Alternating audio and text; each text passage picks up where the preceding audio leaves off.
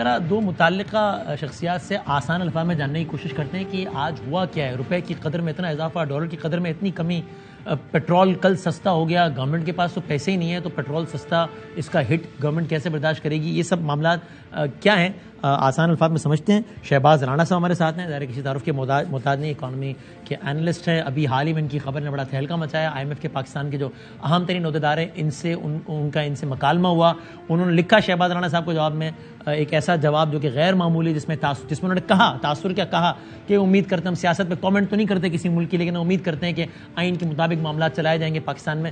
اس پر جواب بھی دیا شہباز رانا صاحب کو عائشہ غوث پاشا صاحبہ نے کہ یہ ہمارے معاملات میں مداخلت کس کی تذکرہ کو بیان نہیں آنا چاہیے. تو شہباز رانا صاحب ہمارے ساتھ ہیں. شعیب نظامی صاحب ہمارے اے آر وائی کے اکانومی کے رپورٹر ہیں. Sir thank you very much, دونوں کا بہت بہت شکریہ. تو پہلے تو مجھے شہباز صاحب یہ آپ بتا دیں آسان الفاظ میں جانوں کہ یہ آج جو ہوا ہے یہ کیوں ہوا ہے, اور یہ سسٹینیبل ہے یا یہ کچھ دنوں میں دوبارہ یہ چیزیں ویسی ہو جائیں گی جیسی پہلے تھیں, یہ روپی ویلیویشن اور یہ سارے کے حوالے سے. جی وسیم بدانی صاحب بہت شکریہ آپ کا. جو آج ہوا اس کو دو حصوں میں دیکھنے کی ضرورت ہے. ایک تو جو انٹرنیشنل مانیٹری فنڈ کا اسٹیٹمنٹ آیا جس میں انہوں نے یہ کانسٹیٹیوشن والی بات بھی کی, دوسری انہوں نے اس میں بات کی کہ پاکستان سے ہم نے 3 مطالبات کیے ہیں جس میں اگلے مالی سال کا بجٹ, اس کے علاوہ جو ایکسٹرنل فائنینسنگ جو ہم نے غیر ملکی قرضے لینے وہ, اور تیسری جو چیز اس کے اندر امپورٹنٹ تھی کہ ہم نے پاکستان سے کہا ہے کہ جو فارن ایکسچینج پاکستان کی پالیسی ہے وہ ہے کیا.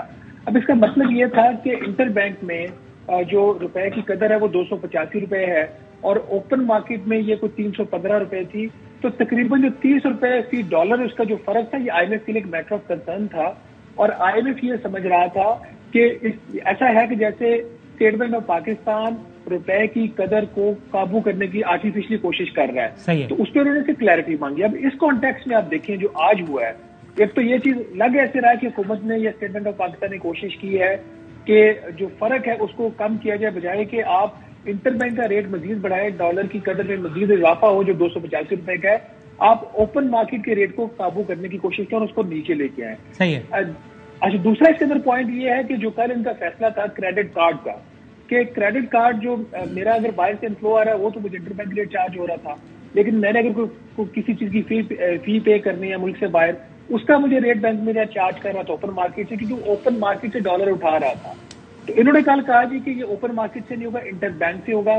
تو کہا یہ جا رہا ہے کہ اس کا امپیکٹ ہے. جو ڈاکٹر صاحب نے خود بھی ایک بات یہ کہی, لیکن کیا یہ سسٹینیبل ہے, میرے اس کے اوپر ڈاؤٹس ہیں. وہ اس لیے ڈاؤٹس ہیں میرے کہ آپ کی مارکیٹ کے اندر ایک ڈیلی ریکوائرمنٹ ہے کریڈٹ کارڈ سے ریلیٹڈ جو آپ فورن پیمنٹس کرتے ہیں. صحیح ہے. وہ اس وقت وہ ریکوائرمنٹ اوپن مارکیٹ سے پوری ہو رہی تھی, اس کو کل آپ نے وہاں سے اٹھا کے آپ نے انٹر بینک پہ ڈال دیا, تو پریشر آپ نے ایک جگہ سے اٹھا کے دوسری جگہ پہ ڈال دیا. تو اوور آل یہ چیز جا کے سیٹل جب ہوگی کچھ دنوں میں, تو وہ پھر میرا خیال وہ چیزیں اسی طرح پہ رہیں گی جہاں پہ ہیں, کیونکہ 15 روپے کی کمی اوپن مارکیٹ میں ہونے کا اگر کوئی اس وجہ سے ہوتا کہ پاکستان کو بہت بڑا غیر ملکی قرضہ مل گیا ہے, کوئی آئی ایم ایف کا پروگرام آپ کا بحال ہو گیا ہے, تو پھر ہمیں سمجھ آتی کہ یہ جو کمی ہوئی ہے بہتر ہے.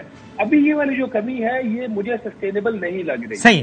تو شعیب صاحب یہ میں آپ سے اگلا سوال کرنے سے پہلے بریفلی اس پہ بتائیں کہ یعنی اس کا امکان ہے کہ پتہ نہیں کچھ دنوں بعد یا ہفتوں بعد پھر بینک پھر یہی کہے کہ بھائی چونکہ اب تو ہم اوپن مارکیٹ والا معاملہ تو ہے نہیں کہ اوپن مارکیٹ سے اٹھائیں اور اس ریٹ پہ تو دے نہیں رہے, انٹر بینک والے ریٹ پہ دے رہے ہیں, تو اب ڈالر نہیں ہے اویلیبل, تو ڈالر کی شارٹیج ہے, تو پھر وہی بات گھوم کے وہاں آ جائے. اس کا امکان ہے؟ جی اس کا امکان ہے, اور ہم نے یہ بھی دیکھا ہے کہ جو اس وقت ریٹ آج تقریباً 25 روپے 27 روپے تک کم ہوا تھا, وہ تقریباً کم ہو کے جو ہے وہ 18 روپے پر آ گیا اور 298 کے آس پاس جو ہے اوپن مارکیٹ میں ٹریڈ کرنے لگا. اور یہ آگے جا کے اس بات کا امکان ہے کہ جب یہ اپنی کریکشن کے تو اوپر آئے گا تو یہ شاید 300 کراس کر جائے گا, اس بات کا خدشہ ہے. کیونکہ اس میں ایک بڑی امپورٹنٹ چیز یہ بھی ہے کہ ایک وہ ریٹ بھی ہے جو کہ ہنڈی اور حوالے کا ریٹ ہے. جیسے ہی پاکستانی باہر سے آتے تو ان کو لوگ کہتے ہیں جی آپ ہمیں ڈالر بیچ کے چلے جائیں, اور وہ 322 325 کے ریٹ کے اوپر بھی ڈالر خریدنے کو تیار ہیں. تو وہ بھی ایک پرائس ہے. اور یہ کسی حد تک جو یہ فیصلہ ہوا ہے یہ گورنمنٹ کی کوشش تو ہے, کیونکہ ڈار صاحب نے پچھلے دنوں اعلان یہ بھی کیا تھا کہ جو ڈالر کی پرائس ہے وہ تقریباً 244 کے آس پاس ہے. تو وہ اس کو لانے کے لیے جو ایفرٹس وہ کر سکتے ہیں وہ کر رہے ہیں, لیکن یہ آہستہ آہستہ کریکشن کی طرف جائے گا اور اس بات کا امکان ہے کہ شاید 300 کراس کر جائے گا. اچھا ہو گیا. ابھی ذرا یہ بتائیں آگے, اب ظاہر ہے آج سے 8 دن بعد آنا ہے بجٹ, تو کیا میں بالکل آسان سادہ الفاظ میں پوچھوں تو اس بات کا کیا امکان اب بڑھ گیا ہے شعیب صاحب؟ پہلے آپ بتائیں پھر آپ بتائیے گا شہباز صاحب کہ گورنمنٹ چونکہ ہمارا جو IMF کے ساتھ جو پچھلا پروگرام چل رہا ہے اس کی تو یہ قسط مکمل ہو جائے تو بڑی بات ہے, اگلی 2 قسطوں کا تو ٹائم ہی نہیں ہے, 30 تاریخ کو تو پروگرام ختم ہو رہا ہے. تو اب کیا ایسا لگتا ہے کہ گورنمنٹ نے یہ طے کر لیا کہ اب IMF کے پاس فی الحال نہیں جانا, نئے مالی سال میں نیا پروگرام نیگوشیٹ کریں گے وہ الگ بات ہے, فی الحال اس لیے بھی نہیں جانا تاکہ یہ والا بجٹ IMF کے پریشر کے بغیر بے شک اس کی اکانومی کو کاسٹ ادا کرنی پڑے لیکن یہ کہ ہمیں عوام دوست بجٹ بنا سکیں جس میں ریلیف دے سکیں. IMF تو یہ کرنے نہیں دے گا تو پھر ابھی فی الحال IMF چھوڑ دو تاکہ پولیٹیکل بینیفٹ مل جائے, ایسا بجٹ دے سکیں ہم. اس کا امکان بہت بڑھ گیا ہے شعیب صاحب؟ جی اس کا امکان بڑھ گیا ہے. جیسے ہم نے کل دیکھا کہ جو قومی اسمبلی کی سیکریٹریٹ نے الاؤنسز مانگے ان کو اپروو کر دیا گیا ہے. اب جو وفاقی ملازمین ہیں وہ 20% تنخواہ کے اوپر جو ہے مطمئن نہیں ہو پا رہے اور ان کا یہ کہنا ہے کہ ہمیں جو ہے انفلیشن کے حساب سے تقریباً 30% جو ہے وہ پینشن اور تنخواہ میں اضافہ کیا جائے. اسی طرح جو ہماری پاور سبسڈی ہے اس کو مسلسل IMF یہ کہہ رہا تھا کہ 300 یونٹ سے کم لایا جائے, تو اس کو جو ہے وہ حکومت نے کسی نہ کسی حد تک کمپنسیٹ کرنے کی کوشش کرنی ہے. اگر وہ IMF کے پروگرام میں رہیں گے یا رہتے ہیں تو وہ پاکستان کو بڑے جو ہے نا وہ ٹائٹننگ کرنی پڑے گی ان تمام ایشوز کے اوپر. تو اب حکومت کوشش یہ کرے گی کہ جو خاص طور پہ جو پاور سبسڈیز ہیں لائف لائن صارفین کے ساتھ ساتھ جو 300 یونٹ والے ہیں ان کو کنٹینیو کیا جائے. جو گیس کے لیے ہم اس وقت سبسڈیز دے رہے ہیں یوریا کھاد کے کارخانوں کو, اسی طرح جو ڈومیسٹک کنزیومرز ہیں ان کو, اس کو جو ہے کسی حد تک جو ہے وہ بچایا جائے. ساتھ ساتھ جو ہے اگر ہم یہ دیکھیں جو ملازمین کی تنخواہیں ہیں وہ والا ایشو آئے گا. پھر ایک اسپیشل یوتھ جو اسکیم ہے اس کو حکومت نے انہانس کرنا ہے تاکہ الیکشن میں جو یوتھ کا جو الیکشن اسٹنٹ ہے اس کو حاصل کرنے کی کوشش کی جائے, ان کو روزگار دیے جائے. اور اسی طرح جو تو ایسے اور بہت آپ نے بہت سارے گنا دیا, بہت سارے اور اقدامات کرنے کی شاید گورنمنٹ کوشش کرے تاکہ اس کا سیاسی فائدہ ہو اور IMF کی موجودگی میں یہ شاید نہ ہو سکے. تو شہباز صاحب یعنی آپ کو ایسا کوئی سینیریو ممکن لگتا ہے کہ جس میں چونکہ ابھی معیشت کے لیے بہت ان پاپولر اور بڑے فیصلے ابھی بھی کرنا ضروری ہیں اور باقی ہیں, تو کوئی ایسا سینیریو آپ کو نظر آتا ہے اگر میں سیاست اور معیشت کو مکس کروں کہ یہ والا بجٹ مطلب ابھی IMF کا پروگرام ڈسکنٹینیو ہو تاکہ یہ بجٹ IMF کے پریشر سے آزاد بنایا جا سکے, پھر اس کے بعد گورنمنٹ اپنا ٹینیور جب پورا کر لے گی, جو کیئر ٹیکر گورنمنٹ ہو, آپ کی بات بھی ہوئی تھی, آپ نے بتایا کہ کیئر ٹیکر گورنمنٹ سے کل میں کسی پروگرام میں سن رہا تھا, وہ کہتے ہیں نا ہم تو کسی بھی گورنمنٹ سے IMF کہتے ہیں بات کر سکتے ہیں.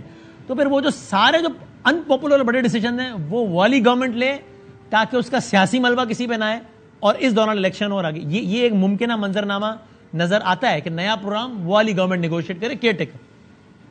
وسیم بدامی صاحب مجھے ایک ڈسکنیکٹ نظر آ رہا ہے. وہ ڈسکنیکٹ یہ ہے کہ prime minister managing director IMF کو فون کرتے ہیں اور وہاں سے ایک آپ کی کمیونیکیشن کا چینل کھلتا ہے, حکومت پاکستان بجٹ شیئر کرنے کو تیار ہو جاتی ہے.